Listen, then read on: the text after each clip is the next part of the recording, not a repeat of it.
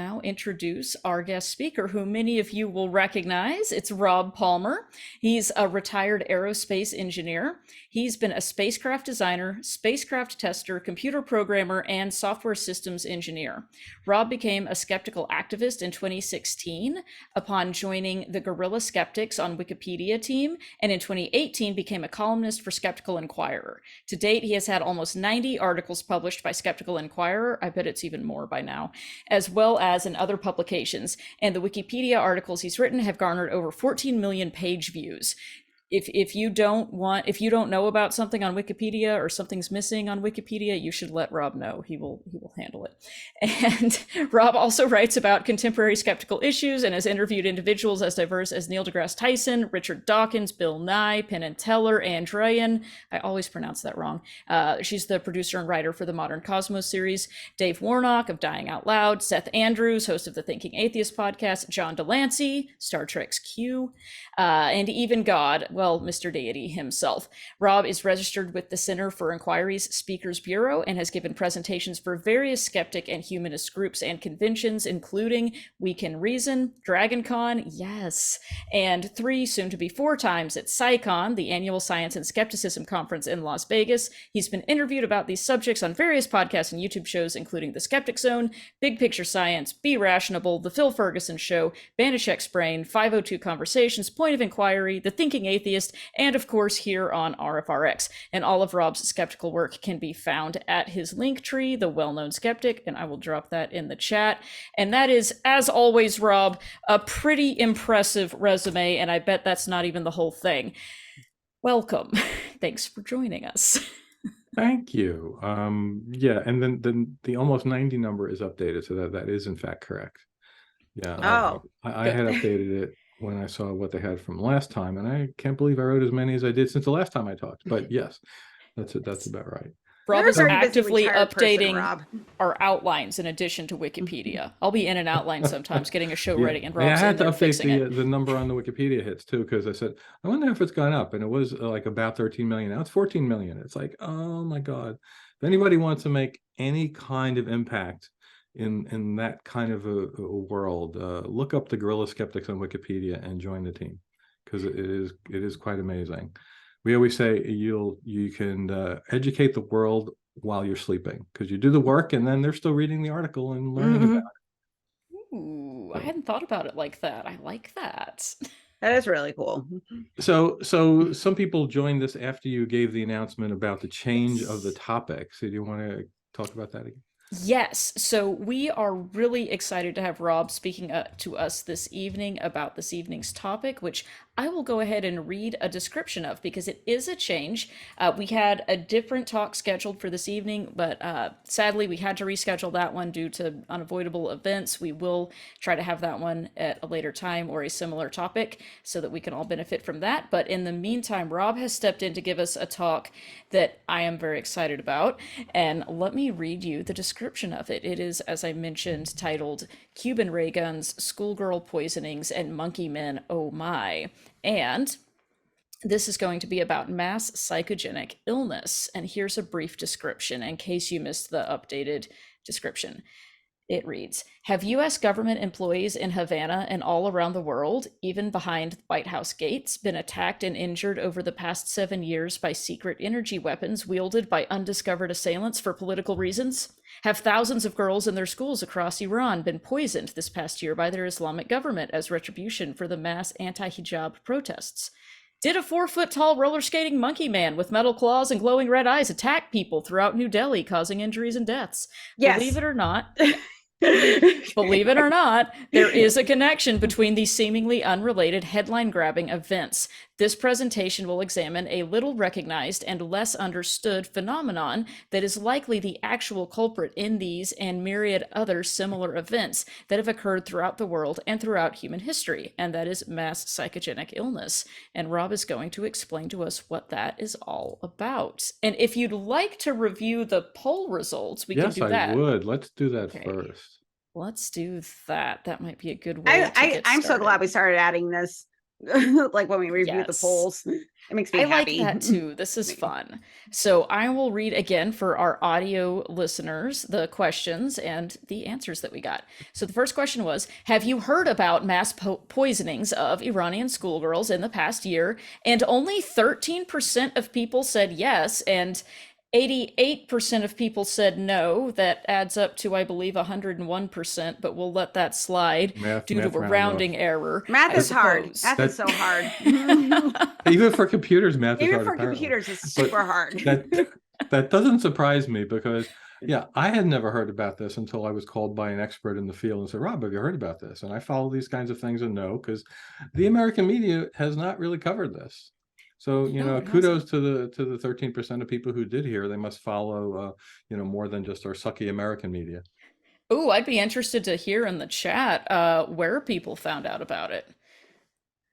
And then while they do that, I'll read the next question, which was, who or what do you think is responsible for the medical problems known collectively as Havana syndrome, reported by American government employees beginning in 2017? And the answer choices were 13% of people selected intentional attacks by a foreign government.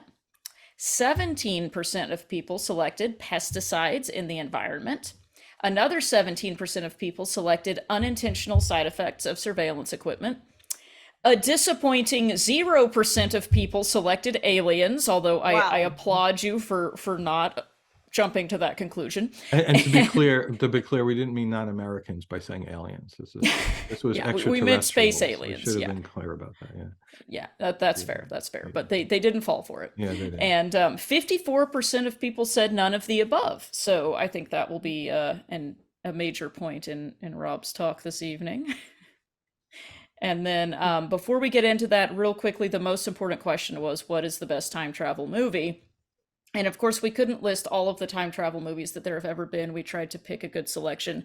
The clear winner here with 38% was Back to the Future. Yay, my pick. Good choice. Good choice. And if you live in the New York metropolitan area, don't miss Back to the Future, the musical. It was astounding.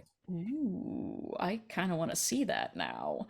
I'm gonna have to check that out because I loved these movies, all of them, even the third one, even the second one. I don't know, people act like some of them weren't any good, but I liked them all. I liked all of them. They're all like, they're not masterpieces, but there's I actually have a shirt. Disagree. The typical Fox Mulder shirt with the woods in the background with the UFO hovering that says "I want to believe," except the UFO is replaced by the DeLorean flying. I love it. That's amazing. I love it. Okay, so to wrap up quickly, 8% of people selected Hot Tub Time Machine, which, by the way, that was more than one person. That's why I put it on the list. Yeah, it's a good choice. No one selected Time Cop, which I'm a little disappointed about. I enjoyed that one. 17% of people, respectable number, selected Star Trek IV, The Voyage Home, or the one with the whales. 8% of people selected Donnie Darko. 4% of people selected Avengers Endgame. I was very confused in that movie. No one selected The Time Traveler's Wife. And 25% of people selected none of the above, and we heard some other good answers that came in the chat. There are just so many time travel movies. Yes. My favorite genre, and there are tons of them. Yeah. Time travel's a fun topic. It is a fun topic. A good movie topic. Okay, so with that out of the way, Rob, tell us more about what's going on with all of these strange events. Okay, so let's get into it. So there's somebody on here, Paul, who may be a little bored by this because he invited me to give this talk for the Baltimore Ethical Society, and I did that a week ago, 2 weeks ago. And this is probably 98% the change. I did update it a little bit right after Cara asked me to do this, just for this audience, but that's all mostly at the ending. And I am going to give this talk at the national conference called SciCon in just 3 weeks. But you guys have the full-blown version of it, as did the Baltimore Ethical Society, because at SciCon, they only give you 15 minutes, and this is way longer than that. So basically, all the nice videos you're going to see, which explain the story, are absent when the people at SciCon see this. Okay. This is the bonus version. This is the bonus version. So, okay, did you hear that little special effect? Yes. I did. All right, that's good because Fancy. that verifies that my audio is working properly. So yes. Cuban ray gun, Schoolgirl, Poisonings, and Monkey Men. Oh my! Oh, and I just saw the Wizard of Oz, the prequel to the Wizard of Oz yesterday, the Great and Powerful Oz, and With what's his face? What's his That's face? helpful. What's his face? I saw that movie in the theater. All right, so what's the deal with all the mysterious unsolved attacks on people that have been reported all around the world? And this has gone on for a long time, but I'm going to talk about 3 cases basically, and then we'll talk quickly about some other ones, but most of this is about 3 cases, which all happened within our lifetimes. Were people throughout India attacked by a 4-foot or 8-foot tall, sometimes roller skating monkey man with metal claws, sometimes he had a helmet, and definitely glowing red eyes? Have thousands of girls in hundreds of schools in 100 cities across Iran been poisoned by the government as retribution for anti-hijab protests, as Kara had mentioned, or by the population to incriminate their own government? Yes, poisoning their own children to incriminate the government. Have U.S. government employees in Cuba and all around the world, even behind the White House gates, been attacked and injured over the past 7 years by secret directed energy weapons wielded by undiscovered assailants for unknown reasons? So believe it or not, there may be a connection between all of these things. So let's look at these in time order. So the Monkey Man of Delhi, I didn't ask the question in the poll about people have heard of this, but this is even less likely than you've heard of this than the Iranian one. This is something that happened in 2001. And this was a monkey man causing panic across Delhi and also other cities in India. It hypothetically, supposedly, reportedly attacked people, leaving them with scratch marks, gouges on arms and legs, bites. Several people, this is at least one, but I think there was reports of 2 or 3 people dying in panic as they ran from the creature. Maps were published in the local newspapers and on television. This is just one example. It started in Delhi, which is how it the incident gets its name, the Monkey Man of Delhi.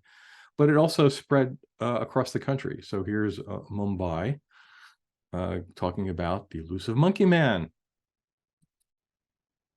Of course, there were eyewitnesses, and some of them correlated better than other ones. Here were 2 that the police put out. As I said, sometimes they had a helmet on, had claws. Sometimes it was up to 8 feet tall. And then there were even more fanciful things. And I don't know that this was ever a description by anyone, but of course the press had to say, maybe this is what it looks like. So here is a local report, and I'm going to have to apologize for people who are going to listen to this on audio because it is in, I believe, Hindi, but there are, for people who are watching it, it's closed captioned in English. So maybe we'll try to summarize it after it. This is about the Monkey Man Mystery of Delhi by a local YouTuber from India.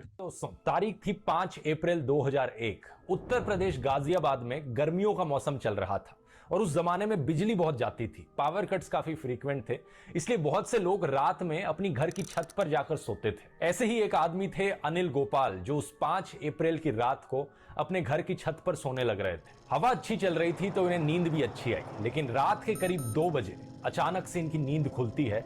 इन्हें पता चलता है कि इन पर हमला किया जा रहा है। इनके पैरों पर और हाथों पर काफी बड़ी खरोंचें लगती हैं। नींद में किसी न किसी तरीके से ये अपने अटैकर से दूर हो जाते हैं, उसे भगा डालते हैं। लेकिन क्योंकि रात का समय था, अंधेरा बहुत ज्यादा था, इन्हें ज्यादा दिखता नहीं है कि एक्चुअली में किसने इन पर हमला किया था। इन्हें बस दूर अंधेरे में एक बंदर जैसी दिखने वाली चीज गायब होती हुई दिखती है। क्या वो चीज थी? क्या वो क्रीचर था जिसने इन पर हमला किया था? नहीं पता। यहां रहने वाले लोग थोड़ा सोच पाते कि ये क्या होने लग रहा है। अगली ही रात को एक और ऐसा इंसिडेंट होता है। रहस्युद्दीन नाम के आदमी अपनी हट में सो रहे थे कि उन पर भी हमला किया जाता है एक बंदर जैसे जीव के द्वारा। ये इतनी बुरी तरीके से इंजर्ड होते हैं इस हमले में कि इन्हें 21 दिन तक रिकवरी में बिताने पड़ते हैं, जिससे पहले कि ये वापस काम करने आ सके। और देखते ही देखते ये काले बंदर का आतंक पूरी दिल्ली और उसके आसपास के एरियाज पर फैल जाता है।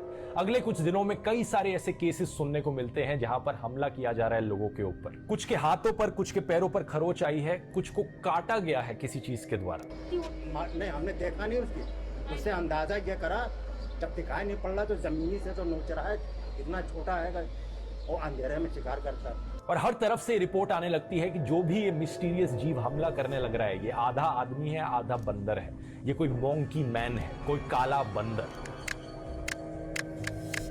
Does the monkey man actually exist in our capital? आदमी को बंदर तो हम आज भी कहते हैं, लेकिन बंदर को मानव कहने की प्रथा तो 2001 में चली टेलीविजन चैनलों में।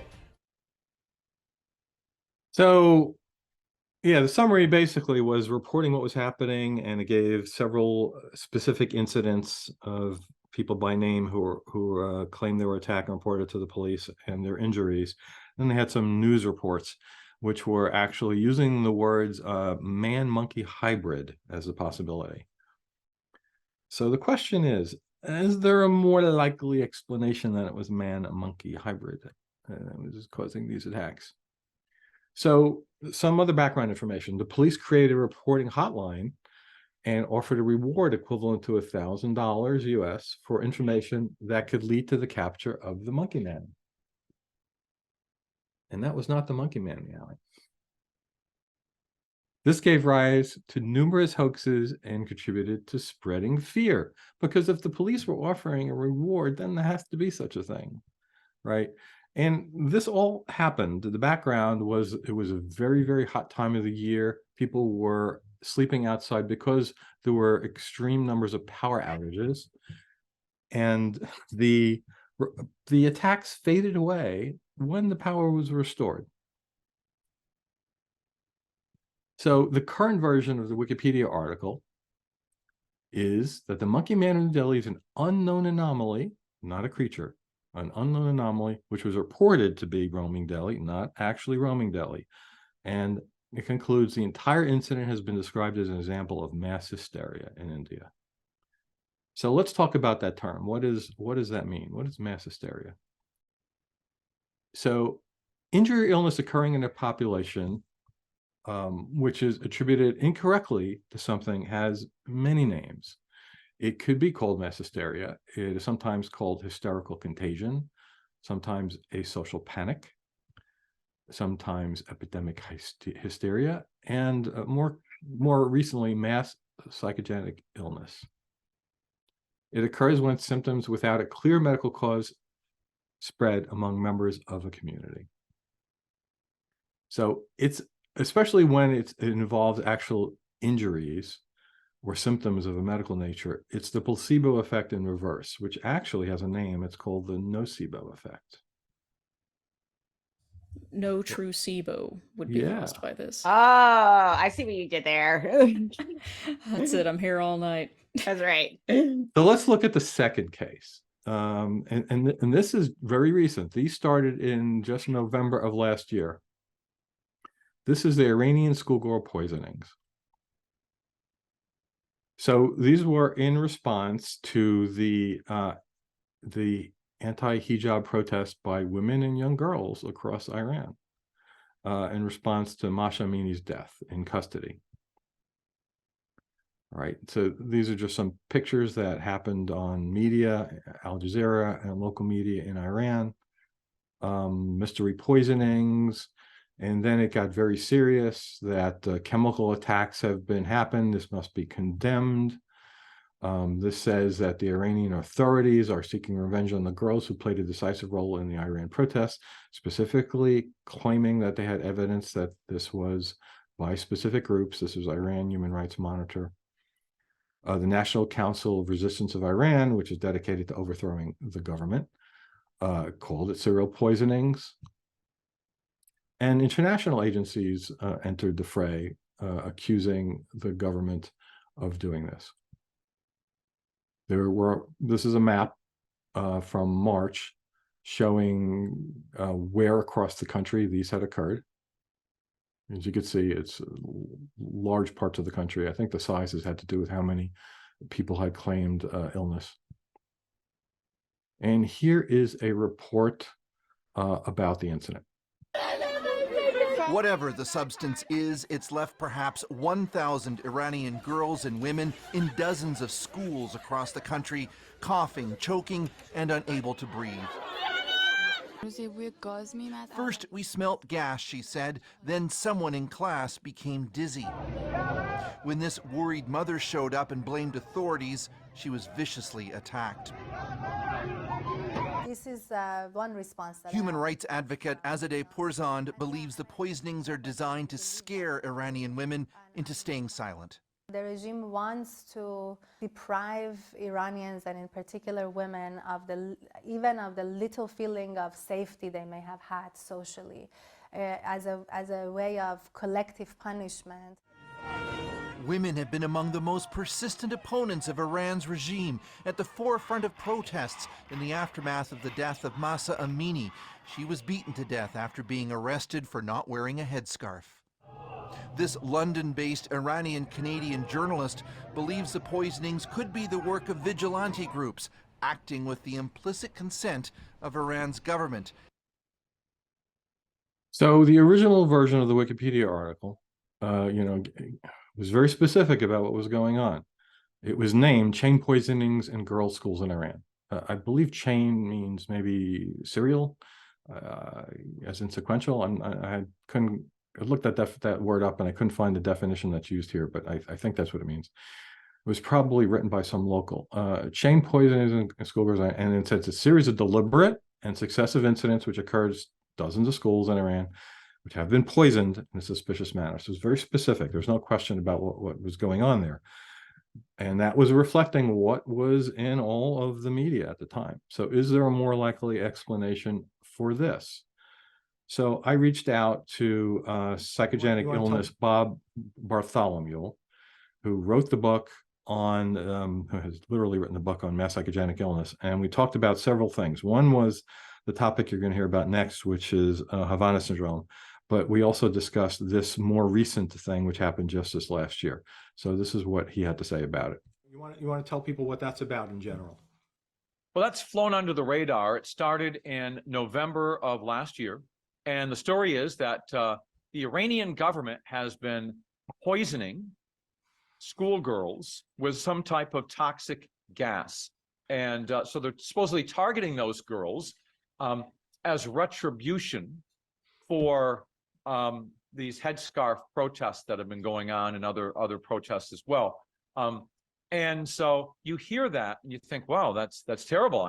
But then when you start to look at the case closer, over the first 3 months, no suspect had been captured or even identified.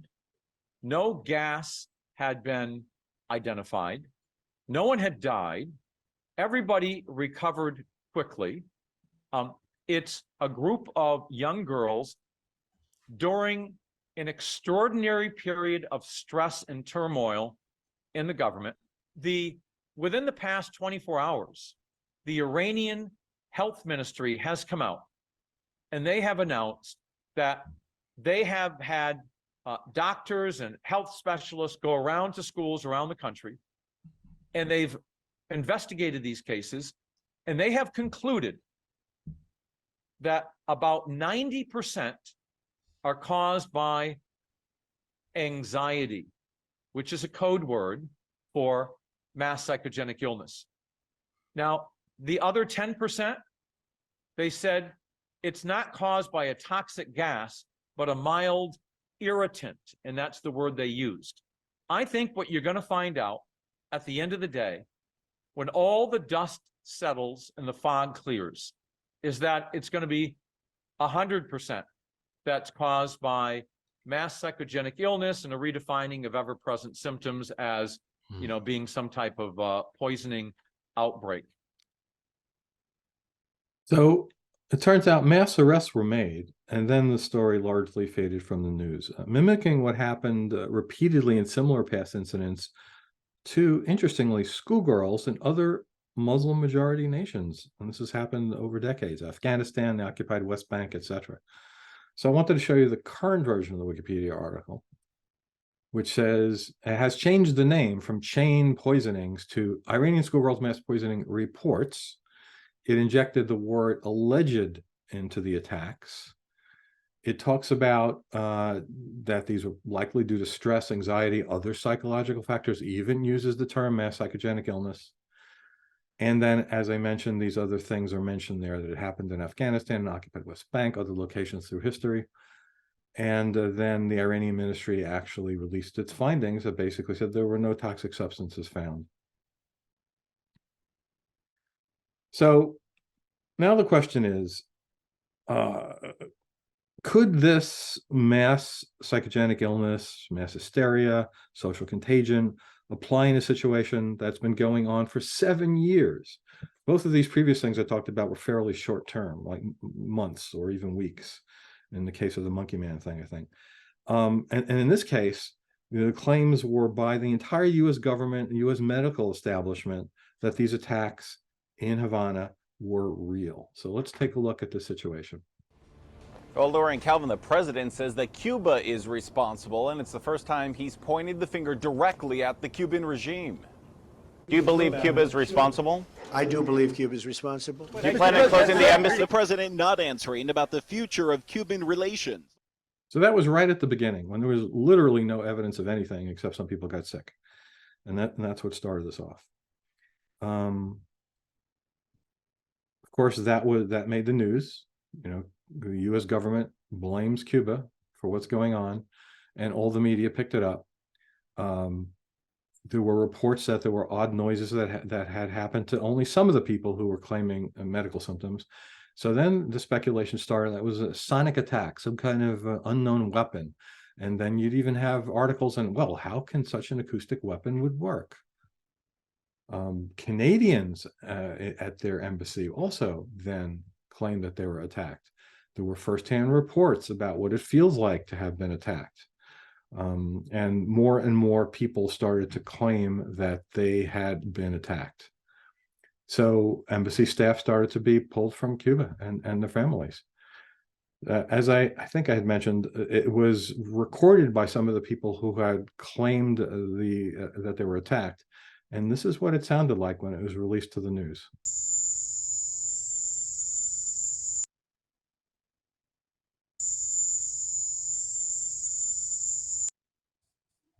Should we be hearing something? I Did you heard it. not? I'm Ooh. tone deaf. Am I the only Ooh. one who's not hearing this? I heard it.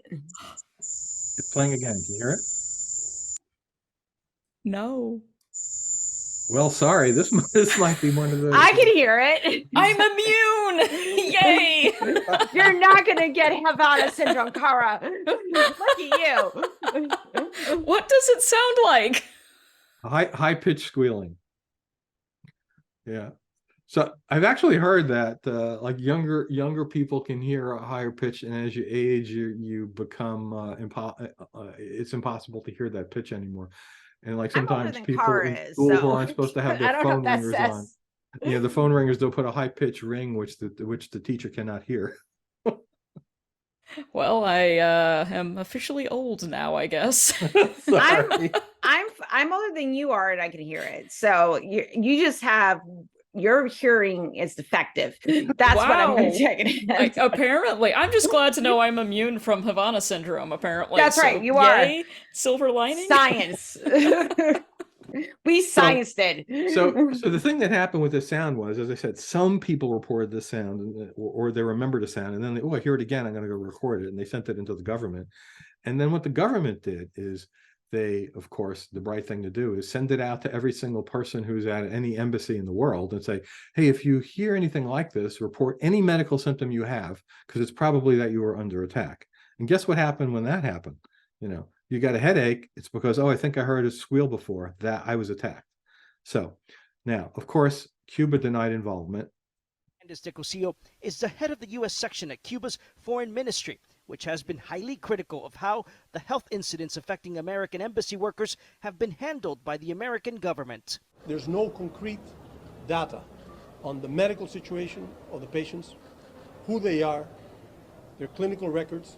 There's no evidence that can prove that something occurred in Cuba that could have damaged the health situation of a few U.S. diplomats. So, and the poll, I think, showed that only like something like 15-20% of the people here thought that it was an intentional attack by foreign governments, which is interesting. So here's the original version of the Wikipedia article that was written, let's see, late 2017. So this is some months after it hit the news. And this was very skeptical, amazingly. They put sonic device in quotes. They said that known details would violate the laws of physics. And then they actually used the term mass psychogenic illness. But that did not last, let me tell you. As a Wikipedia editor, this page drastically changed very quickly as reports came in and were reflected in the media that no, there were actual attacks and these things are real. So the Journal of the American Medical Association in 2018 published a report by researchers hired by the US government to look at some of the affected diplomats. And these researchers described a, quote, new syndrome that resembled persistent concussion. And they claimed without evidence that microwaves were a main suspect underlying this phenomenon. Now, the Journal of the American Medical Association, JAMA, is one of the most prestigious medical journals. So this was kind of shocking to the scientists who looked at this and said, this is nonsense. And there were criticisms from other scientists in other journals. But to this date, that report has not been retracted by JAMA, despite the attempts by other scientists to get them to pull it, because it was full of, quote, gross methodological flaws. So, but of course, because that was out there, the news went crazy with it. Now, there were some people, and this was one of the questions in the polls, could it have been accidental because of surveillance devices? Yeah, that was one of the things posed. Well, maybe it's not a sonic weapon directly. Maybe it's something going wrong with, you know, the rooms are being bugged and something went wrong and it's causing these medical symptoms. But then it was, oh, there's actually inner ear damage. And microwaves then became suspected because scientists were pushing back who know how sonics would affect human beings, and it would not give the symptoms that were being reported. And then the government jumped on, oh, I think it's Russia, or maybe even China, helping Cuba. And then there's even this bit on the bottom there that they had picked up signals intelligence, meaning intercepted communications. Now, this is way back in 2018, and this was never repeated. So that's an interesting comment there.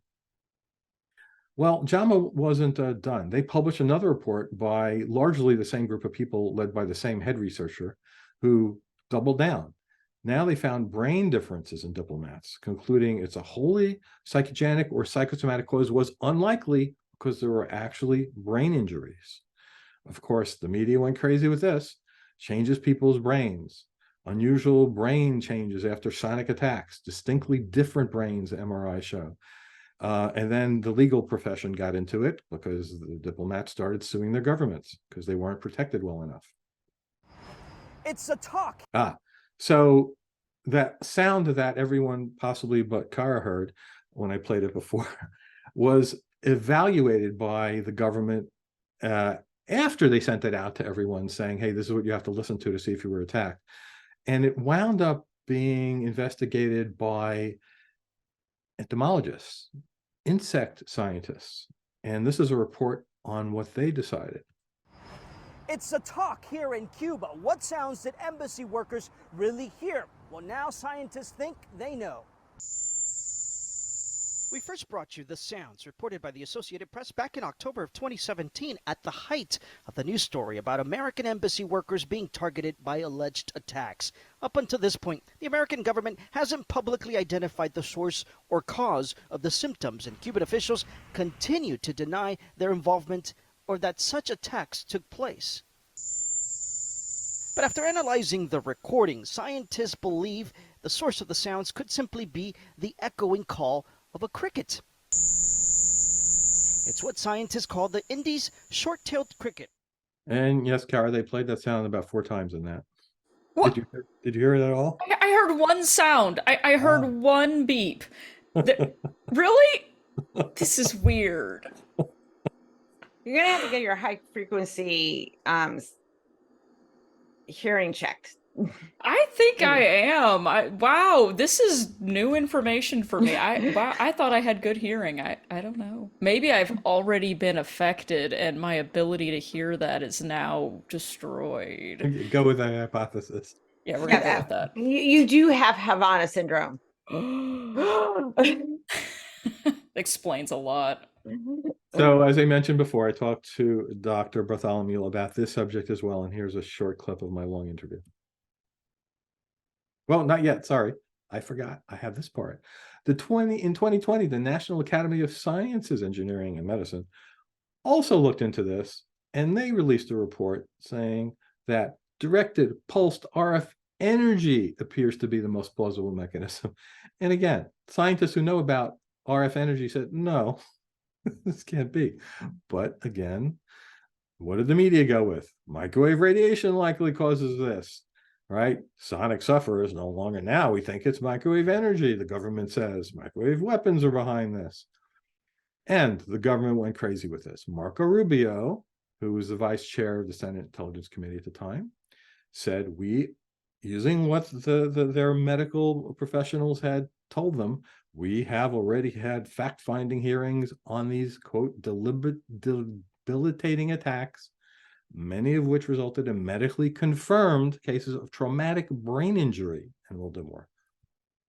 So you have the medical establishment pushed by the government to say it's an actual thing, and then the government using that evidence to say it's an actual thing. So this spread across the world as the government told its diplomats all over the place that this is happening.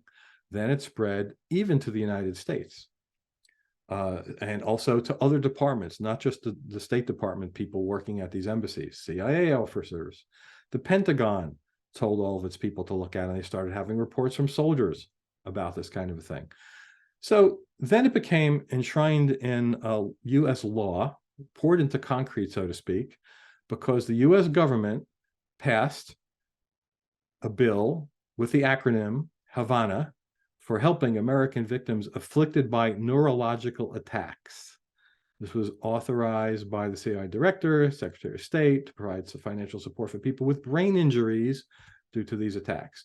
It passed unanimously in the House and the Senate and signed by Joe Biden. So this was despite the fact that, other people were pushing back, but still the media was playing on and the government was accepting. Expert panels say that other popular hypotheses like mass psychogenic illness are unlikely. And this possibly is the most egregious news report of all. So this happened very late in the game after there was a lot of information pushing back on all of this by scientists. And there was not one skeptical voice in this entire 20 minutes in the 60-minute report. I'm going to play you just a little bit of a clip here. And this was after reports were had that people were being attacked at the White House. Former National Security Advisor John Bolton fears there is a threat to the highest levels of government, given the two national security officials who say they were overcome on West Executive Avenue by the West Wing inside the White House gates. If we were at war and an adversary could disable the president and his top advisors or commanders in the field, it could render us extraordinarily vulnerable.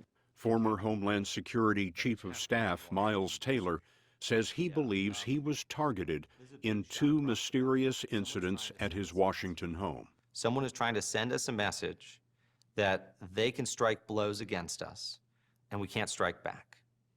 That line being crossed into the United States takes this, in some ways, just shy of the realm of warfare.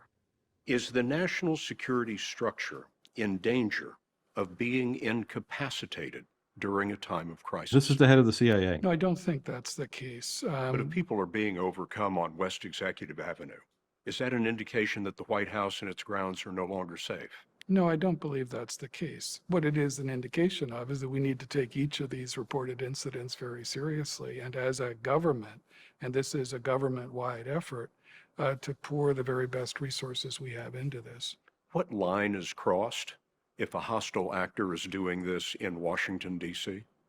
Oh, that would be a pretty profound line to be crossed if, in fact, that were the case, if we were ever able to develop concrete evidence that that were the case. But we do not have evidence of that at this point. You understand how frustrating your comments must be to some of these people who believe they know exactly what happened to them, on what day and at what time, and what happened to their children. And yet the director of the CIA is saying, we can't connect the dots. We don't know enough yet. We're not at a position yet where we can offer hard evidence that would connect all those dots. The Secret Service declined to comment on White House security. The iron gates of West Executive Avenue by the West Wing went up in 1951 after the attempted assassination of Harry Truman. 70 years later, there is evidence the gates may have been breached by an invisible threat. So 20 minutes of a report on one of the most valued news agencies, CBS, and not a word of skepticism, although there had been years of pushback by scientists. That was despicable. So is there a more likely explanation? So let's look at this. Yes, scientists slammed the report saying that microwave attacks could do these things to people, and sonic wouldn't do it either. Scientists doubt it. And the word science fiction was actually used early on, right? And then as I mentioned, they figured out, well, the sound that they said was sonic attacks was just crickets. So the New York Times had an interesting headline. What's a science reporter to do when sound evidence isn't sound? I like that. And then as this shows, science works best when qualified people can evaluate evidence without political pressure to draw poorly founded conclusions. 15 neuroscientists and physics were interviewed about this subject. Cuba sonic attacks, conspiracy theories, and flawed science. So years before that CBS report was out, as well as a lot of other media just constantly saying, oh yes, we're under attack, this book was published by Robert Bartholomew, the person you saw me interviewing, and Robert Bela, two doctors who are experts in different subjects. Bela is a neuroscientist, I believe. Bartholomew is a social psychologist, and they co-wrote this book saying that Havana syndrome was mass psychogenic illness. And it gives a ton of reasons and examples of why it is, and they push back on every claim that was being made. And it's hard to imagine reading this book and not understanding what they're saying, and yet it seems like nobody cared to read it in journalism. I love this quote from the book that Bartholomew and Bela say, this is a story of how much of the world came to believe in something that never happened. So can you describe what I asked Dr. Bartholomew about this in an interview, and here's a short clip. Can you describe what the US government had said was going on and what was their evidence? In late 2016, there was an intelligence officer in Cuba who heard strange sounds outside his home. And then in December, he had head pain, an earache, and some difficulty hearing. He went to the embassy clinic and he said, you know, it's as if someone's pointing a beam of sound at my home at night. And when a couple of other officers said the same thing, this folk theory emerged that the Cubans, working perhaps with the Russians or the Chinese, were harassing American diplomats and intelligence officers with some type of sonic weapon using sound. And they came to that speculation because there's a long history in Cuba of American diplomats being harassed. That's why they thought that. And that's the thing with mass psychogenic illness. They are all couched in a key social, cultural, political, historical context. And that was the context. They just don't suddenly happen. And that's the job of the researcher, is to look at the information and figure out the context and what generated the anxiety, because all of these cases are triggered by anxiety as well. And so anyway, in a nutshell, they started searching for unicorns when they should have stuck to horses, more mundane explanations. There was some bad science, there was some bad journalism, and there was some botched government. So as I've mentioned, I work on Wikipedia also, so this is something I want to talk about a little. How was this all handled on Wikipedia in all these years? So the first name of the article was, in fact, Cuba sonic attack. You know, specifically, that's what had happened. There was sonic attacks against people in Cuba. And then as they couldn't really prove the sonic angle, and scientists were saying, well, no, sonic weapons don't exist and they wouldn't do that kind of thing if they did. They changed it to a more general health attack, whatever that means. And then, because they couldn't even prove there were attacks, it became anomalous health incidents. Okay. And then the media started calling it Havana syndrome, and that has stuck to this day. So what's the current version of the Wikipedia article? If you remember, I showed you the early version, which was very skeptical. And then I mentioned it had drifted through time to be reflective of the JAMA reports and all of that, oh yes, we're under attack and there's no other explanation. But this is the current version. It's a cluster of idiopathic symptoms experienced mostly abroad, but also other places. And over 1,000 purported cases and only a few dozen cases are suspicious. And that really just means they didn't have enough information to figure out something. In February of last year, the State Department released a report which stated it was unlikely that a directed energy weapon had caused these incidents. And then the final nail in the coffin there was in March of this year, 7 U.S. intelligence agencies, which had been investigating this for a long time, completed a review and published their unclassified report, which said available intelligence consistently points against the involvement of U.S. adversaries in causing the reported incidents. Of foreign adversaries' involvement was very unlikely. The extreme opposite of Cuba did it. I then asked Bartholomew, is it over now? What do you think about that? We're at the report on the 1st of this month. Do you think this is the end of it? I read that Marco Rubio, who my recollection is way back when this started, was complicit in actually pointing the blame with no evidence that it was definitely something that we were attacked in Cuba. He released a statement saying basically, I don't believe anything in that report. Yeah. I think this is finally the beginning of the end. It will now slowly fade away. Because in the past, people were skeptical of us.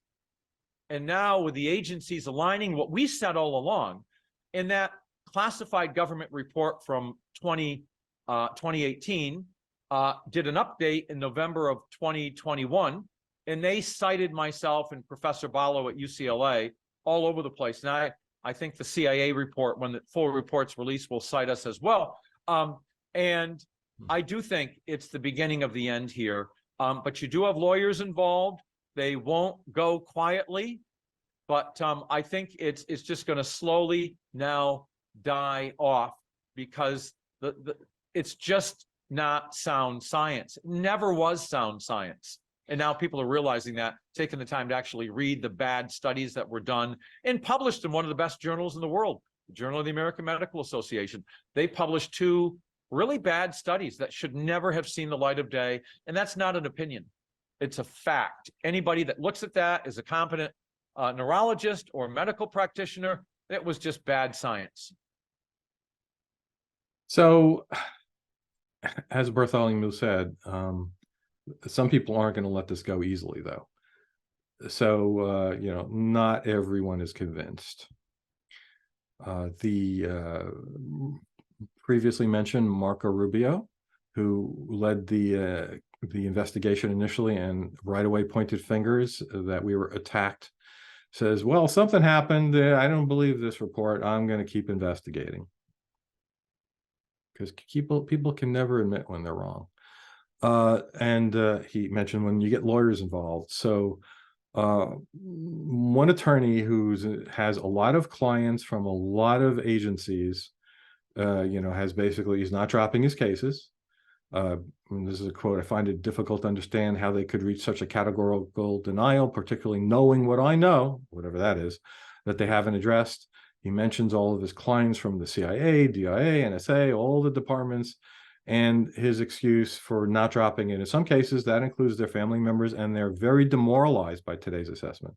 In other words, feelings matter more than whatever was true. Havana syndrome was bad. So here's a really, really good summary by Dr. Bartholomew. Havana syndrome was bad science, bad government, and bad journalism. And it's really unfortunate. I mean, things like that can go on, but it shouldn't have gone on for as long as it did. I think the big factor that was different there was social media, and we live in a partisan age. And I've always said, many people have stopped searching for information. and instead they're out searching for confirmation of their pre-existing beliefs. And psychology even has a name for that. It's called confirmation bias, the tendency to seek out information that reinforces our pre-existing biases, stereotypes, and beliefs. And at the beginning of this, of course, if you're familiar with the political situation in the US, the Trump administration had just taken over, and the Obama administration had started to normalize relations with Cuba, and he just was having none of it. So, this was something that the administration just jumped on. The disappointing thing is when the administration changed, they didn't take up the chance to reverse course. So the nice summary there is Havana syndrome can be summarized in 7 words: bad government, bad science, and bad journalism. And the bad journalism is often what's involved in all of these kinds of things. Now, this is something that is a little bit peripheral, but let me talk about this. I don't know if you've heard, people watching this have heard of people who call themselves targeted individuals, but this is a thing, and this is not directly connected to Havana syndrome, and Havana syndrome is fairly new. Targeted individuals have been around for decades. These are people who have a delusion, a paranoia, that they are under surveillance and or under attack by forces unknown, and everyone is out to get them. Like literally, if they leave their house and come back and they say, "Wait a minute, I think the ashtray was over there. I moved an inch," then they take their house apart thinking bugs were planted. Or if they go into a restaurant and they will look at everyone suspiciously thinking they're not there because they just came in for dinner. They're there because they knew I was coming in, and these are all hired people to surveil me and report back to whoever. So these people have jumped on this Havana syndrome. And this is just one photo of 3 people at a protest basically. Hey, we know about Havana syndrome. We've been attacked for many, many decades, way before you guys knew about it happening in Havana. And on Wikipedia, these people were constantly injecting, I know Havana syndrome is real because I'm a victim. And, they're just somebody in their house in New Jersey. It kind of reminds me of people that believe that like electronic devices are causing them harm. Same thing. Yeah, that's what these people believe. Yeah. Yep. Yeah. That's what came to mind when you were talking It's very about sad. it. I actually worked with somebody whose adult son was impossible to keep a job. He was at home, and when my friend would go home, he'd sometimes find things disassembled, like the TV or all the smoke alarms, because the kid thought there's bugs in them. And one of the worst things about that is that it's very hard to help those people, because like if you say, okay, here's your meds, they're going to think you implanted a chip in their meds. They're not going to take the meds. Right. It's a difficult situation. But the fact that this is all over the news now, it just totally reinforces what they already believe. So we've looked at 3 cases, and they're all variations of mass psychogenic illness or mass hysteria, if you will, rather than representing physical attacks by actual adversaries in all likelihood. Right. And it turns out we've just looked at 3 cases, but there are an uncountable number of other cases throughout history. And those are just some of the most recent ones. And many cases were and are attributed to supernatural causes. So let's talk quickly about some of those. There's a Wikipedia article you can look up, list of mass hysteria cases, which has tons of these on there. It goes through, and some of these have pages of their own, and some of them are just one paragraph description. It goes all the way from the Middle Ages through the current time. I just picked out a few interesting ones. Dancing mania, which was from the 14th to 17th centuries. This happened repeatedly. People would just start dancing, and they couldn't stop it to the point where they dropped dead of it. This is sort of like the Buffy the Vampire Slayer episode, I think. Yes. Yeah, right. You burn up. And it wasn't funny because this was really happening. And, people thought it was demons, of course, or some kind of a curse. There's some little-known device called Benjamin Franklin's glass harmonica, not a typo. Sometimes it's spelled with an H, sometimes not. That's what it looked like, rotating bowls, and you wet your finger as it rotated. And initially, this was a device that supposedly caused people with ailments who were in the concert hall to get better, and it improved their health, such to the point where that was people thought, and they purposely went to listen to it, even if they in particular liked the music, because they were going to, remove their maladies. And then one of the most famous players of this instrument got sick and died. all of a sudden that was attributed to the instrument. Oh, it causes problems. And people who had been at concerts were then claiming that whatever they had was because they were at a concert. And you can imagine that this did not last long. The harmonica went away. So that wasn't an attack, but it was some kind of a nature of people just believing stuff that other people are saying and causing, or you attribute your physical ailment to it, right? And there were instances of attack kind of things all through history. London Monster in the 1780s, supposedly sticking people with knives, pins, and needles, mostly women. And that kind of a thing has happened. I couldn't find copies of it, but there were things that happened like that recently in East Asia, I believe, maybe South Korea, as recently as 10 years ago, where people were claiming they were being pricked by needles and clubs and things. And again, there was just on that note, there was someone that was killed by a lady's hair needle that was in her corset, and this was back in the 1800s, and she hugged her lover, and the pin from her that was in her corset stabbed him. Ouch. It went through him. So it might have been, it was an accidental death, but that's what it made me think of, because I was like, seems legit. Accidental homicide. Yeah. So there's a famous entity called Spring Heel Jack, who had supernatural powers and would leap from building to building, attacking people. Also had eyes that glowed and clawed hands. Does that sound like anything that I talked about tonight? But this was back in the 1830s. Halifax had a slasher. This was in more recent times, 1920s.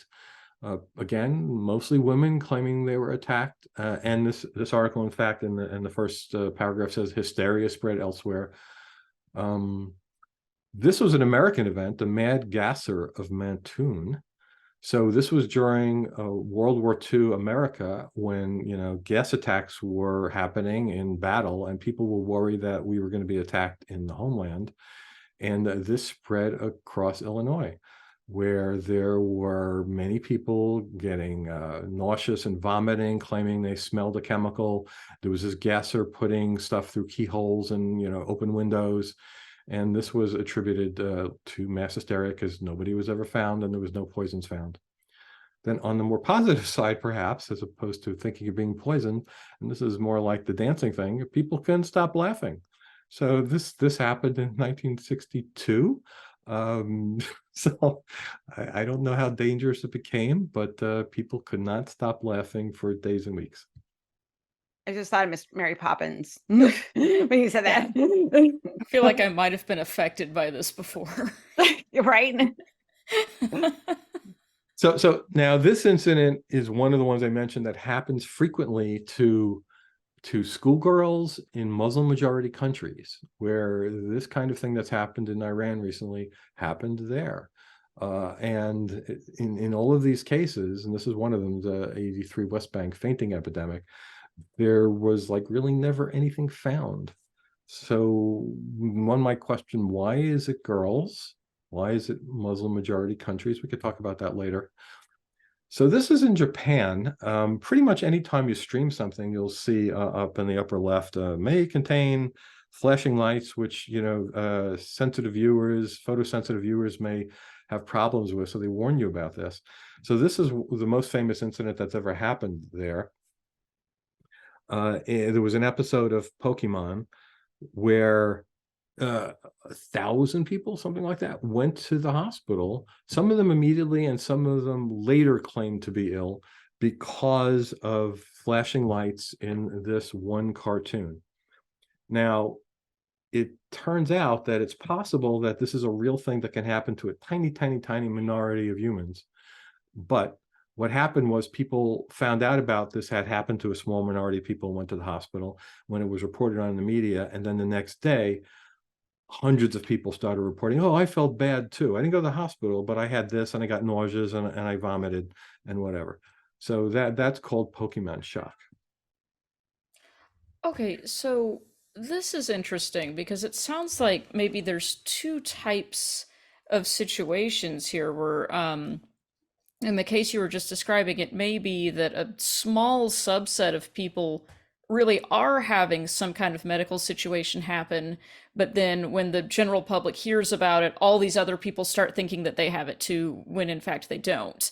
But there was a small number of people who did. And then the other cases we've heard of, it may be that it seems like everyone is imagining or isn't having the thing happening that they think they are. Yeah, or mostly what's happening in that situation is that you're attributing what would be called natural ailments to this other event, right? Mhm. Everyone gets headaches. Many people get tinnitus. People, we know somebody here who had an event happen which sent them to the hospital for something that felt like it was a stroke. And with all the tests they could run, they found nothing, and then he just recovered. If that person had been at an embassy, the natural thing would have been, oh, I was attacked by some kind of sci-fi weapon, which they don't understand. Do you think also too, because, like with the Havana syndrome, there were like people that were in, had positions of authority, were reporting symptoms, and that spread, the belief in that people are having it? Or is it just, compared to some other cases we've been talking about where it's just like a group of people? Because I always wonder if it's an authority person, like with aliens, they're like, well, this person used to work in government and said their aliens were real. I always wonder about that, because they tend to forget that also people in authority are humans and are just subjected to the same things that the rest of us are. To be There wrong could be about some of that, but often what I'm told about this is it happens, and this could be an explanation for why it happens to schoolgirls in Muslim majority countries, is people at the lowest level of power and under the highest stress and feeling they can't do anything about their lives are the ones who are more susceptible to this than others. So I wanted to talk about some supernatural cases, and I threw this in for RfR specifically.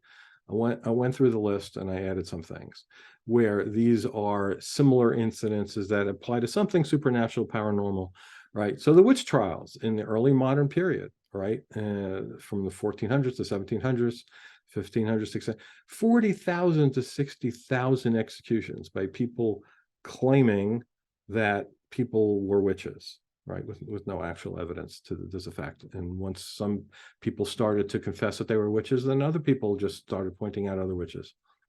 In this country, we mostly know about the Salem witch trials, which actually had a very small number of deaths compared to the European situation, but still 25 people, right? And it's listed as the episode of America's most notorious case of mass hysteria. And it has been used in political rhetoric and popular literature as a vivid cautionary tale about the dangers of isolationism, religious extremism, false accusation, and lapse in due process and law. In Germany, I had not heard of this one. In 1749, there was an outbreak of screaming and squirming and trance in a nunnery, and it led to the execution of a nun as a suspected witch. Rob, I was going to tell you, you don't know this, but we had a trivia question about how many people were executed in the Salem witch trials at the RfR excursion during trivia night. So kudos to you for reinforcing our learning. Sorry, I missed that. So now we're getting, I did these in chronological order. So we're getting up to the more modern era here. Right? Malaysia, 1980s.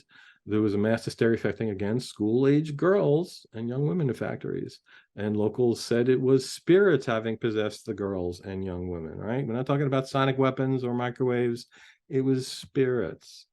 There, of course, was the satanic panic of the 1980s and 90s in the US, right? This was claiming that there was satanic ritual abuse going on. In 2010, getting real close to the modern times, in Brunei, incident of mass hysteria occurring at, again, 2 all-girls schools. Phenomenon caused a wave of panic among parents, educators, members of the community. Some of the students affected by the phenomenon claimed to be possessed by spirits or jinn. I believe that's the Muslim word for demon, displaying histrionic symptoms such as screaming, shaking, fainting, and crying. So again, paranormal in nature, supernatural. In 2019, almost up to the current decade, in Malaysia, schoolgirls started screaming, with some claiming to have seen a face of pure evil, and the school responded, But why wouldn't they? By cutting down all the trees around the school, believing they were home to supernatural spirits? I don't know. More likely than supernatural than sci-fi sonic ray guns. I don't know. And then, sadly, this is not a phenomenon of the past, right? Currently, right now, 21st century, this year, witchcraft accusations against children and others in Africa have received increasing international attention because in sub-Saharan Africa, the problem is on the rise due to charismatic preachers, as well as other situations, urbanization, poverty, conflict, and fragmentation of community. But the line in the Bible that thou shalt not suffer a witch to live does not help. You can look at this in Wikipedia. The article name is Witchcraft Accusations Against Children in Africa. There is an advocacy for alleged witches, advocacy for alleged witches organization. And you can look at that at that name.law.blog. And Liu Igwe is a well-known person from that area. He's a skeptic, and he funds organizations to help the people who have been accused and driven from their homes because the community says they're witches. And I just before I came on today, I went, let me see if they have any current postings. And this is a current posting here. I'll read it for people who are listening to this. It's a posting for the organization Advocacy for Alleged Witches, invites the stakeholders to its consultative forum, and they're going to talk about flying witches, tying destinies, Tying, tying, I don't know what that means, penis disappearance, help me, soul exchange, spiritual husbands and wives, fact or fiction. That is for this week, last week, September 30th, 2023. So my money's on fiction, but I don't want to assume. Well, you could have a demon ghost humper. You don't know. Yeah, Incubus and succubus could be a thing. You don't know that, Cara. I don't know that. I do want to know more about this penis disappearance problem. That sounds I'm just cringing. So. I need details. Let's get past the penis disappearing. In conclusion. No, we can't get past it. So mass psychogenic illness, mass hysteria, social contagion, they're mostly unrecognized things. And when mentioned, they're often misunderstood and easily dismissed as an explanation for the events that are actually happening. And this was done by so many medical professionals and politicians concerning Havana syndrome. For example, by the way, I didn't mention, in those groups which were trying to figure out what happened to the diplomats that were sent to the doctors, they would not allow any psychologists on it because they said, no, it's not mass psychogenic illness. We're not going to even talk about that. So that's kind of what happened there. So unless there's a better education worldwide about this phenomenon, especially among journalists and medical professionals, the people of the world, unfortunately, are going to continue to suffer similar outbreaks. And, what do we do about this? Well, skeptics and humanists must engage the credulous, unknowledgeable experts, people claiming to be experts, and politicians and the press making and promoting such claims. Thank you for your attention. Okay, this is interesting. I am so glad we got to talk about this evening. Thank you, Rob, for sharing this with us and bringing all of these things to our attention, including the widespread problem of penis disappearance, which we now know to be on the lookout for. I'm gonna have to tell the husband. Yeah, but then he might think he has it. I think we've learned that's how this works. Don't tell anyone, and then they won't think they have it. I wonder what Dr. Ray. I want to know about the penis. Like, it is fascinating because, like, it's attached to the body. How do you know your penis is gone? I need to know.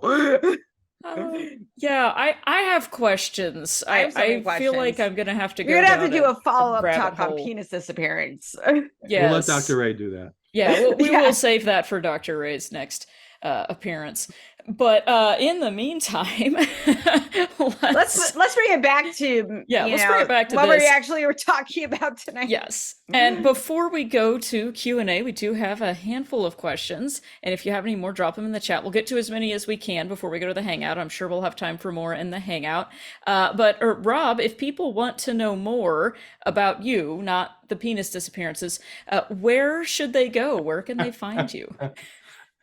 Yeah, so they can go to my link tree, which you could put the link in because I don't have access to it at this Yes, moment. I gotcha. Yeah. I also have a Facebook page, which is The Well-Known Skeptic. You can look that up. Yeah. I should have done those as separate links. Let me try that again. They all kind of ran together there. And you can just Google my name, Rob, not Robert, because then you'll get the singer, Rob Palmer at Skeptical Inquirer, and you'll get all my writings about this subject and all my other skeptical fun stuff.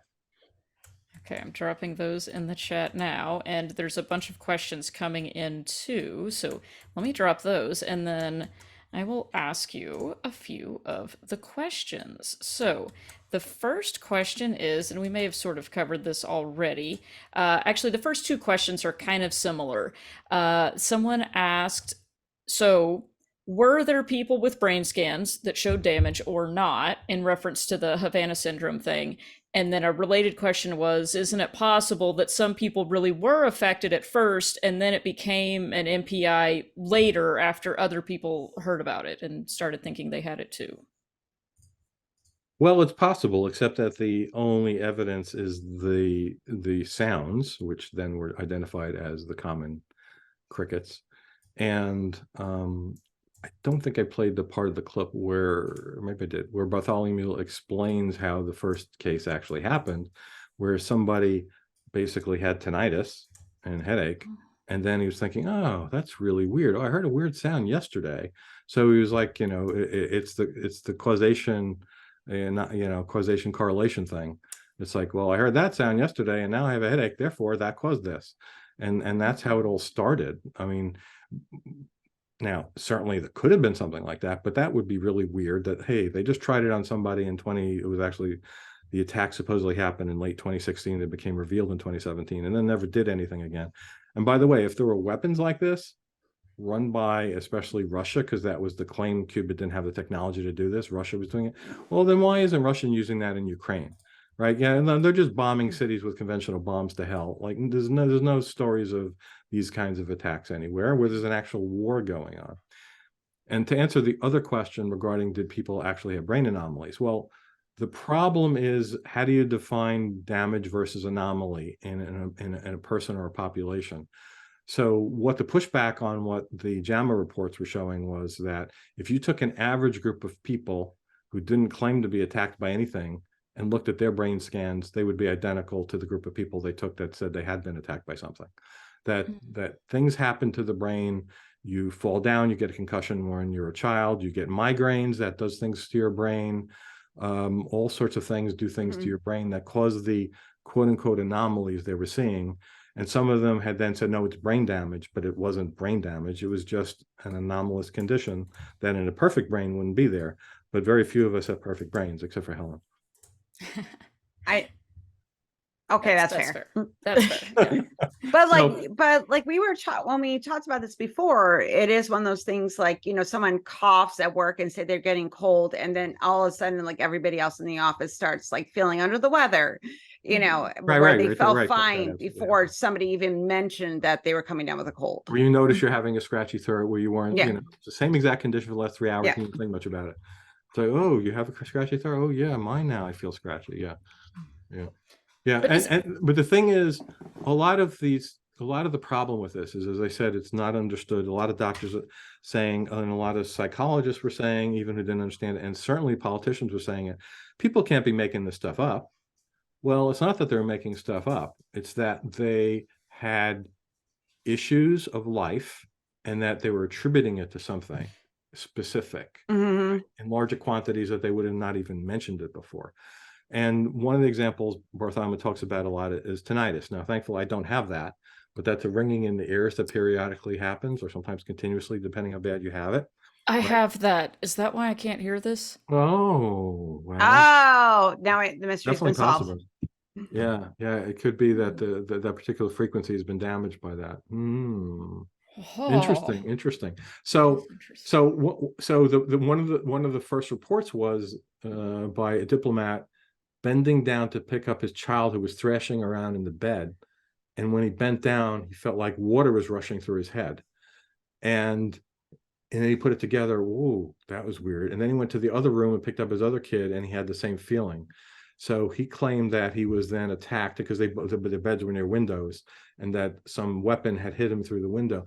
But then people, Balo, the other author besides Bartholomew the book, who was an ear expert, a neurology expert, said that's what tinnitus can sound like. It's in fact, he said there's online articles that said, is it running water or is it tinnitus? So this person was getting tinnitus for the first time, didn't realize what it was. And then he's the one, I think, who associated with the sound he heard outside, which was the crickets, and put it together. And then everyone went crazy about it. Oh, okay. So they're not actually saying that these people didn't have some sort of medical event. That's They're correct. saying it was not likely to be this complex foreign attack, but That's that right. it was naturally occurring illnesses or stress-related things that were happening, and people were just wrongly attributing it But to I this did mention the sonic nocebo attack. effect. And in some cases, worrying about something, and in fact, thinking can in fact cause you to get something, right? Okay, so it could have been some of both, Yeah, or it wouldn't do maybe one. tinnitus, wouldn't do that. But you know, other things can happen like that, and it is disturbing when you learn about the nocebo effect. Like people know about the placebo effect, right? You take a sugar pill, you're told it's going to solve whatever is going. You got a bad headache, and the headache's going to go away. And it might actually help the headache go away, or you won't feel it as bad, because it's pain is a very subjective thing, right? The nocebo effect is very powerful because apparently you can say, "Here, drink this." And what was that? Oh, that was rat poison. And then you'll start getting a bad stomach and throw up, and you just drank water. So, and this thing with the gas poisonings, you know, apparently that can happen very dramatically with an inhaled kind of a smell. This you can be triggered very easily to believe it's a bad thing, and therefore react very badly to it. Okay, interesting. Yeah, that clears it up a little bit. Okay, good to know. Okay, what else do we have, Helen? Do we have some more questions? I think we have more questions. Yeah. Let me pull up the Google Doc. Okay. So I just Yeah, so I can know where we are. In the chat, that's really good. I never read So, the side effects okay. on medications because I don't want to worry if that's true. Yeah. Yes. So Yeah. someone's asking about shaken baby syndrome. Is this similar? Just heard someone on death row for it on the cognitive dissonance podcast. The what? I'm not The what syndrome? shaken baby syndrome. Shaking? I don't know what that is. You know, Shaken baby syndrome. Never heard of It's- that. So because infants, their brain isn't fully grown, and what happens is that when parents get frustrated, they'll shake their infant, and it causes their necks to snap back and forth, but also the brain to move Can't be good. within its Trigger its skull. warning for talking about baby death. Yeah, but no, it can cause like severe damage or death to an infant. You know, I wonder if they're thinking of SIDS, sudden infant Yeah, because death SIDS syndrome. because like there's all these different myths about SIDS. Which that one's more of like an unexplained sudden death. Because I remember when my kids were like little monkey butts, I wouldn't want them to have blankets on them. I would put them on their back, you know, because I was so afraid of them like suffocating, you know. And then they found out that actually isn't a factor. Like a lot of the factors was carbon monoxide poisoning. It could be them, problems with their lungs. Like SIDS is not like a 1-2 correlation. Like if you leave a stuffed animal and your baby like rolls up against it, doesn't mean like they're going to die. But that was the thing that we were taught. You know, Yeah, I like haven't don't let thought them about sleep it. with anything in the crib. I haven't thought about it in that perspective, but one thing that did pop into my mind when I was looking into this, especially adding those things at the end here regarding the supernatural reasons, is, you know, people go into a church where the thing is that you're all taken over by the Holy Spirit. You know, that it's like, okay, it seems to me like the dancing thing. You know, it's like other people are doing it and I'm going to feel this way too. And then you attribute it to something, in this case, not a sonic attack, but the Holy Spirit. And, you know, there's no more evidence it's the Holy Spirit than the Cubans had sci-fi ray guns. So as we go on the questions, I'm just going to look up some stuff on shaken baby syndrome skepticism, and we'll circle back because now that I'm curious. You know, it's funny. Someone in the chat said they thought you said chicken baby syndrome, and I just heard That's it what that I didn't way. understand. I thought you were talking to Flockmaster. It's like, what are you talking about, chicken babies? Listen, if like you have to, if you're gonna be friends with me, you have to interpret Hellenese. I am sorry. I love it. I knew what you meant. Okay, let's see. I But think we I have wish time for. I like little baby chicks are adorable, Oh, so yeah, of course. I'm all for it. And I appreciate that we have some chickens attending our talk this evening, as Yes. usual. So let me mention one other thing, since the medical thing came up with the shaking baby syndrome, sort of. So there is some question about how much of reality, and not saying none of it is, but is the whole long COVID. Because, and again, as you notice, it's being called a syndrome. And a syndrome just means we don't know what causes this or don't understand it very well. And it may, in fact, be that at least some of it is people just having normal issues of life. And because it happened after they got COVID, it's then said, oh, this may be from COVID, because they don't really understand this well yet. Yeah, I see where you're going with that, and I could see how that could be connected to this because so many people have had COVID or have wondered if they had COVID, and it would be Yeah. very easy to attribute something to that. At the same time, I've also had kind of the reverse thought about that as someone who has a poorly understood and underdiagnosed chronic condition that is also referred to as a syndrome.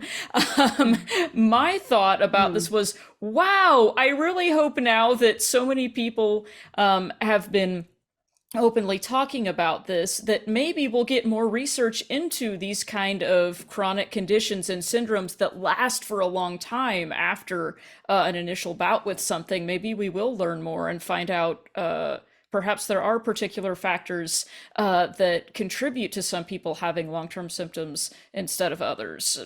Do you think that's also a possibility? Yeah. It's definitely worth doing research to understand all of these things better. And so the other large category thing that is just generally accepted as totally real and very well may, I would say psychologists now believe largely due to mass psychogenic illness, is all of the stuff about soldiers coming back from wars with all sorts of things, including the recent wars, because it's apparently like soldiers have come back from every war with these kinds of things. And it was just immediately assumed that it was, I say real, they were having problems, but that it was associated to the specific things it was being associated with. And apparently that's under a lot of question by psychologists today. Interesting. So the thing that's under question is what they were attributing it to? Yes. Okay, yeah. Right. Yeah. I am usually ready to believe that people could easily have been exposed to something that we don't know about that could have caused weird symptoms. Well, But my kind of thinking on this too, whether it might be a my psycho,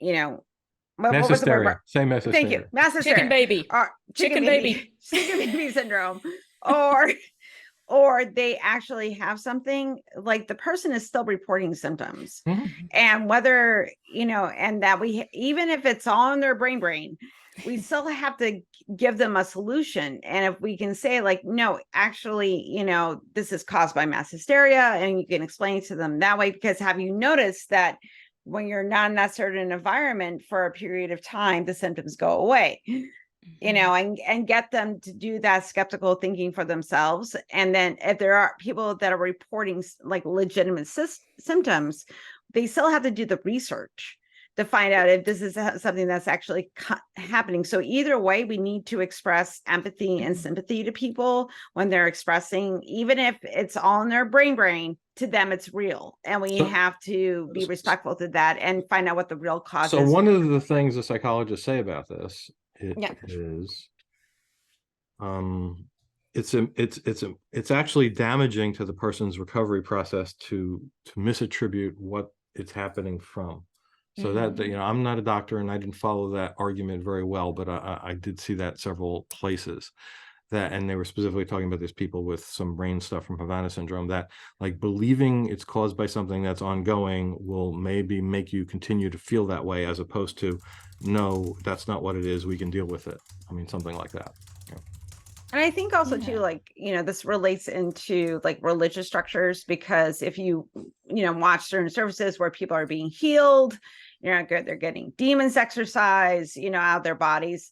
And like, I I get very concerned because there are people that have like legitimate mental or physical illnesses, and they will buy all in to it's just an evil spirit that they need to expel. And that even that it sounds like it, like, you know, this mass hysteria, and everybody around you is confirming it, like, oh, you don't really have cancer, you have a demon, you know, that type of And shit. then, yeah, and that's Yeah. going to be like what Rob was describing, where Yeah. that's going to hamper their ability to access helpful, effective care because Right. they're misattributing That's one of the this. worst case scenarios, right? You've actually been talked out of the right kind of help. Yeah. Mm-hmm. Yeah, that's a really good point. That both of y'all really good. Yeah, point, and that then it's- the people with the paranoid delusion of calling themselves targeted individuals are certainly in that camp. You know, they've been told they need some kind of medication, and Mhm. they already don't want to take the medication. If you reach, well, you don't need to take the medication because you're being hit by a supersonic weapon by, you know, enemy agents, then, you know, why would I take a medication? Not my problem. Yeah. Yeah. And that, I think that's what, you know, this talk is really important to get people to think about, like, you know, is this something that is legitimately happening to you, whether it's psychological or physical? You have to work through those questions, you know. And so I just want to say thank you, because it's concerning, because we don't realize how much group psychology affects us, I don't think. Yeah, it's astounding. Yeah, I mean, the whole, I worked on a Wikipedia article years ago, so I don't remember the details now, but there was something called the miracle of the sun, where people saw the sun do funky things in the sky, like Mhm. and math, Yes. right? And that's been investigated. And again, it was, you know, it seems to be that whatever how many people saw was greatly exaggerated, and whatever you hear the current story is, the number's not right. Thousands of people saw it. Maybe it was 10 people saw it, like that kind of a thing. But still, it you know, got out of proportion over time as the story increased. But people talk to people who talk to people. Oh yeah, I saw it happen too, and then people just go with it. Yeah. Yeah. Well, and like I was guilty of that too, you know, before I learned to be a skeptic. And I think everybody does to a certain degree. We're not perfect beings that are like, I'm going to be perfectly skeptical about every claim that's made, because we don't do that. We do shortcuts and all that crap. Heuristics. Heuristics. Yes, exactly. So like, you know, I understand, because like even my own skeptical atheist, like, I am so smart, blah blah blah blah blah. Like, we all make mistakes. We all do. And then Do you call yourself a bright, Helen? I know. Oh, Use your brain. Oh, that's great. And on that note, let's wrap We have a couple up more questions. and- Let's do the last two You questions, think we and can? we'll finish up. Okay, we got to finish up in the next 2 minutes. So really Okay. quick answers to these questions. Rapid round. Rapid fire round. Okay, Yeah. go. Okay. How can someone author a Wikipedia article? Oh, you just author the article. It's best to learn how to do it properly. And you can contact the Guerrilla Skeptics on Wikipedia. Just Google that term, not gorilla like ape, but gorilla like a fighter in the jungle. And you know, you could talk about it. Maybe you want to join the group. If you don't, the person who runs it, Susan Gerbic, I'm sure would like, you know, still tell you how you can do that in detail.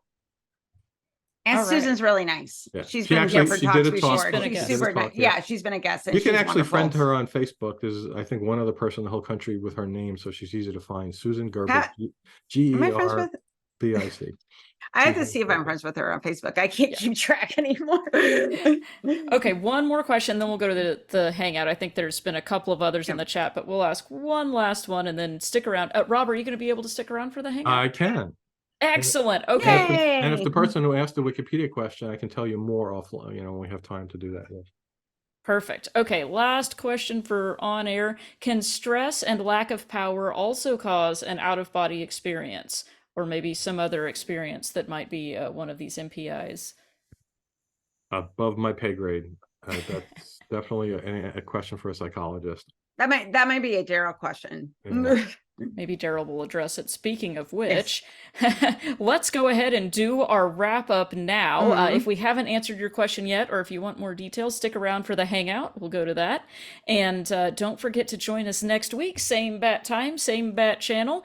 We are having Abhijit Chanda, who will be talking further about critical thinking and how to actually implement and use that. And this is one of Rob's friends, I believe. So Rob will be. Yeah, I met him at the last year at SciCon just about a year ago. We sat down and just, hey, where are you from? And we just started talking. He flew all the way from India, and I felt bad about complaining about my 6-hour trip from New Jersey to Las Vegas. And he was a fascinating person, starting to do skepticism in India, had his own YouTube channel, and was, building up a following. And he's been doing even more this year. It's fantastic. Yeah, and he's going to be waking up super early to do this talk with us because he is in a very different time zone. So, for definitely appreciate that. Yeah. I interviewed him on my for it was called Skepticism in India, to tell what was going on there, and he interviewed me on his channel regarding a whole bunch of interesting things. So yeah, he's a really, really nice guy to talk to. And by the way, he can do different American accents, even though English is, not his first language. He can do different American accents better than I can. Southern and Northern. I will make him do Boston. Yeah, we're going to have to ask him about that next absolutely. week. Stick around for that next week. Okay, so definitely looking forward to that. And if you need more RfRx in your life between now and then, which who doesn't, check out our YouTube channel and watch some previous episodes, or go to wherever you get your podcasts and you can listen to episodes on there. And don't forget, if you have questions, ideas for future shows, people, speakers, topics you'd like to hear about, you can email us at rfrx@recoveringfromreligion.org. And don't forget to check out our blog and our podcast. And Helen, where can people find us on the interwebs? Okay, so I'm going to trust all of you are plugged into the social media. Okay, so we have our main page on Facebook. We also have a Facebook support group page. And if you go to that page, there's actually support group. I'm not on there because I'm lazy, but other support group leaders are on there to offer advice, articles, and all that type of stuff. So we have those two main pages on the Facebook, or the Book of Faces, as we like to say. Also, too, if you are on X, formerly the artist known as Twitter, and you have not disassociated yourself with Elon, please consider sharing all of our links and everything through the artist formerly known as Twitter. So please, so we are also on there. We are also on the Instagram and on the TikTok. So please, links, do the like, subscribe, heart, share, do all the things, because that actually really helps us. It helps direct people to Recovering from Religion, to our resources. The more social media presence we have, especially by people that have been helped by our RfR, helps us. And like, if you're part of this community, please share and do the thing. That's super helpful to us. So thank you so much. And it takes like 2 seconds. Okay, so I'm gonna read the feedback poll. Now, this is a poll to find out, how much you like the program, and things we might need to improve on, all that jazzy stuff. So, number 1, this program was relevant to me. 1, nope, hated it. I don't know why I'm here. 5, yes, this was amazing. I love this talk. It was so relevant. I am so happy. 2 to 4. Search your feelings, see where you are, where you land on that. 2, the speaker was clear and understandable. 1, I could not understand them at all. It was like speaking into tin cans. Could not understand them at all. I don't know why I tried listening. 5, it was so great. It's like they were standing right next to me and whispering sweet nothings into my ear. 2 to 4, search your feelings again. Maybe you need to check your audio settings on your computer. So I'm just going to say. Number 3, I will definitely attend future programs like this. 1, I will not attend again. Screw you. This was terrible. I don't know why I showed up. 5, yes, this was super awesome. It was super educational. I learned something new and everybody was super cool. I want to be 20% cooler, so I will be back. 2 to 4, might not be like, a topic that's super relatable, but we have other topics going forward. So, again, search your feelings. How did you find RfRx tonight? 1, you found us through the RfR online community or our Slack channel, through a meetup event, which is through the socials like Facebook, the ours formerly known as Twitter or Instagram, through the ACD Discord, the Recovering from Religion website, or other. And if I'm curious about those others, we need to be able for them to like type in the other but I don't know how we do that. Well, but anyway, they can type it into the chat. If yes, you need to type it in chat. So if you hit other, please tell us where the other was. That is super helpful. And now I'm going to let our esteemed leader, super smart man, and knower of all things penises, Dr. Darrel Ray, finish this up. So welcome, Dr. Darrel Ray. Give us your feedback and all that wonderful things. I think you're setting me up. I'm suspicious here. Well, yes, always.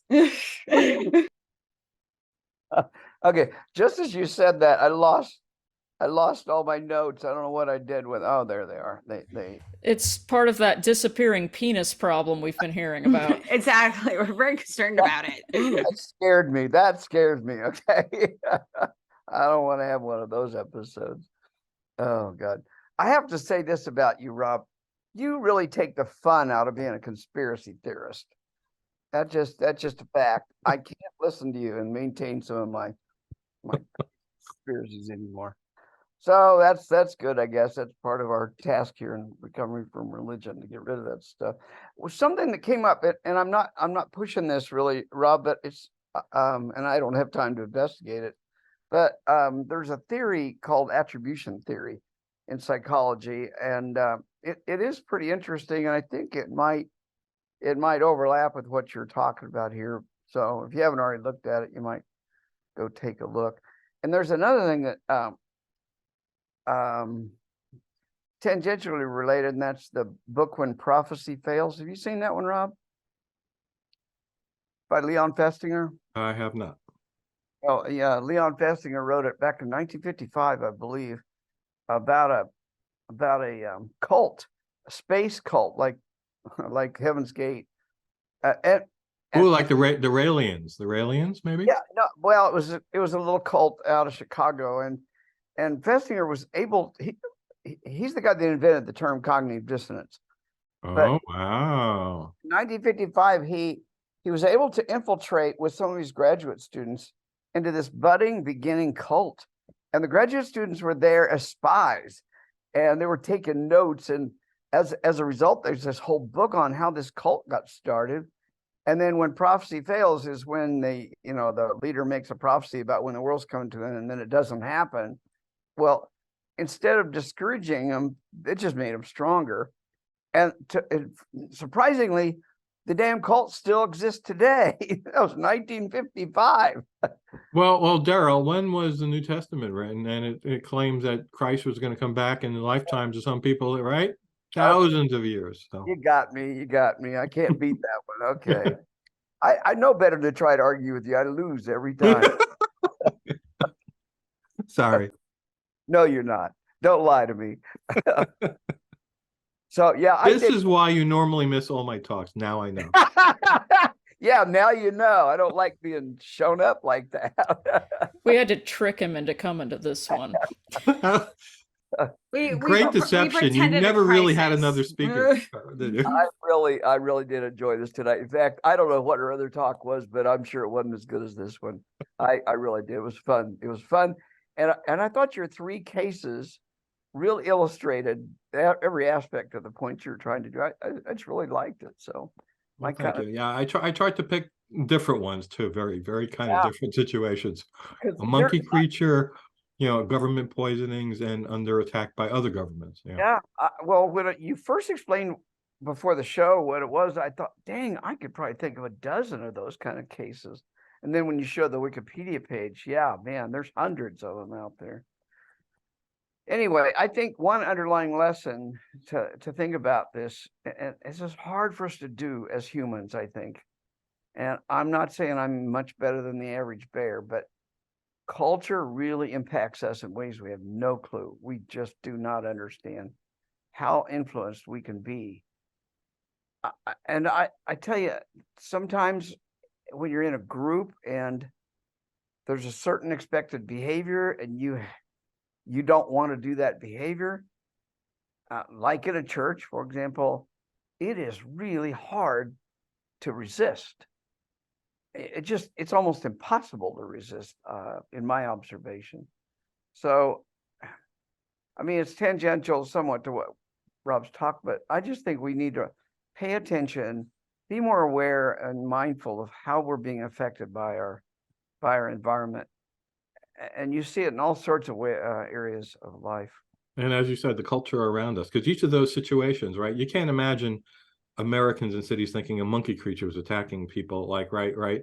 But yes, a sci-fi weapon by our enemies, Russia, that's totally believable, right? Yeah. Very good. You're right. It's called. You look at all sorts of things that are very culturally specific. Make no sense in one culture, but in the other culture, it's everybody. Yep. Yeah, very, very good point.